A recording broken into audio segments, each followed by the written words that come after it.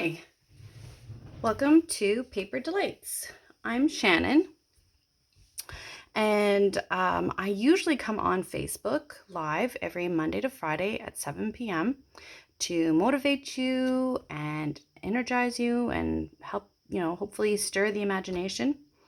But I thought today I would do something a little different and pre-record a video on embossing, so heat embossing.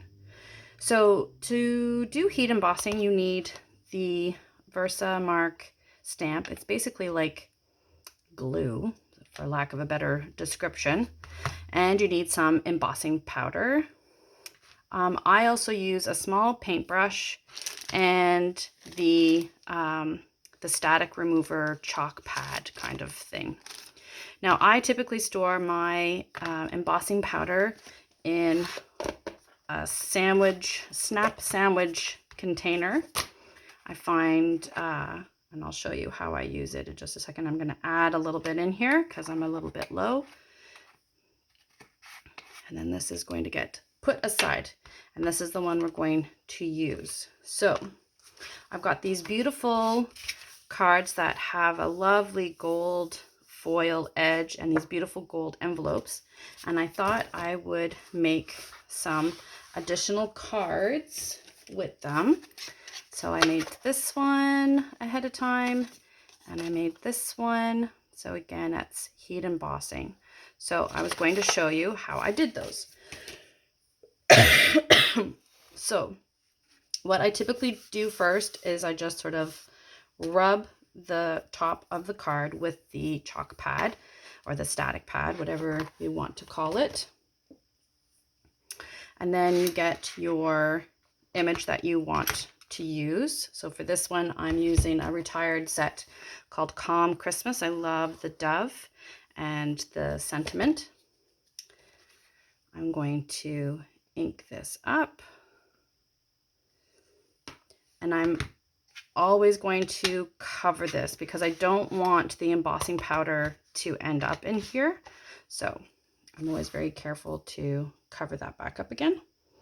So I know I have my sentiment to add, so I'm going to put him here to the side and press down, give it good pressure, equal pressure, and then lift up.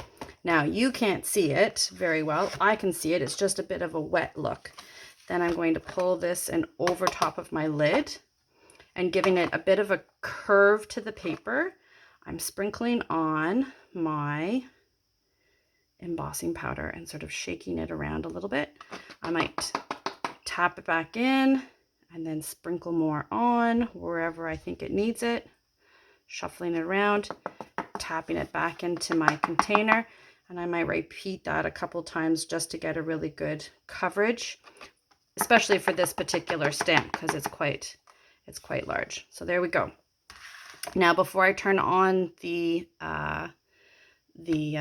heat wand or whatever you want to use it called, I'm going to cover this up because I don't want this to get affected by the heat. So I'm also going to use my little brush and get any little stray pieces.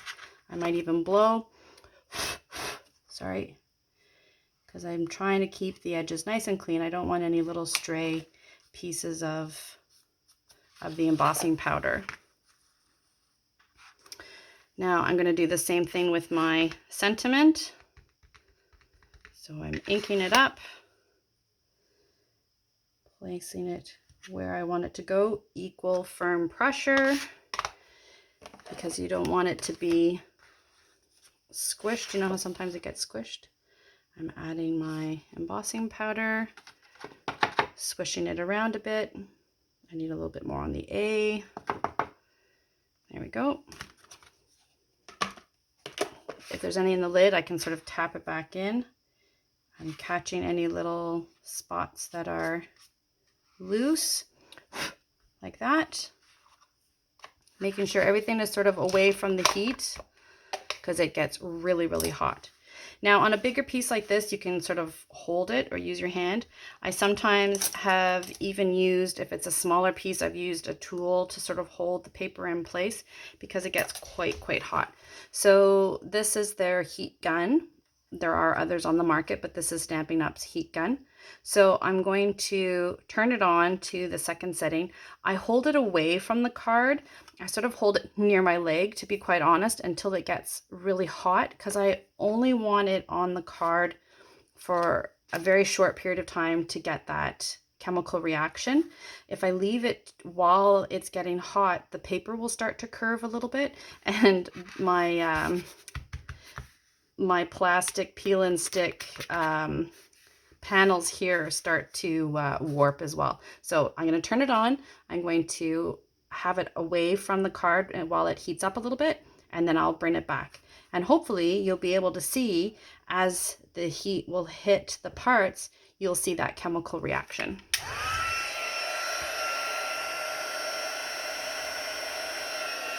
So it's getting hot. Now some people, you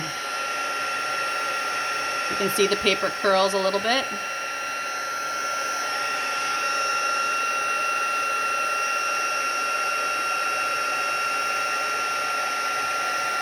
Some people will put the heat from the bottom, from behind, so you can see it changing there now. Hopefully the camera is catching that change.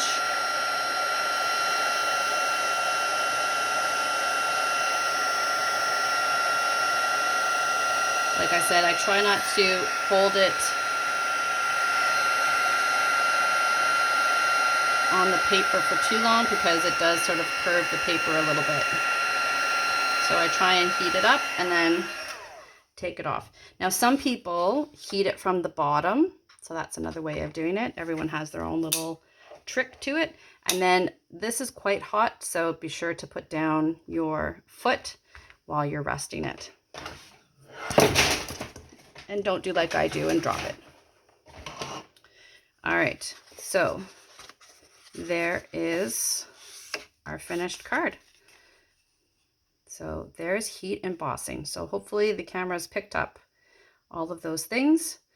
And if you're interested in any of those products to create some heat embossing for your own, please send me a message, drop me a line, or check out the Facebook page. And there is a link to my Stampin' Up website where you can fill up in your basket with all these goodies and then check out. So thank you so much. Have a wonderful day and stay safe.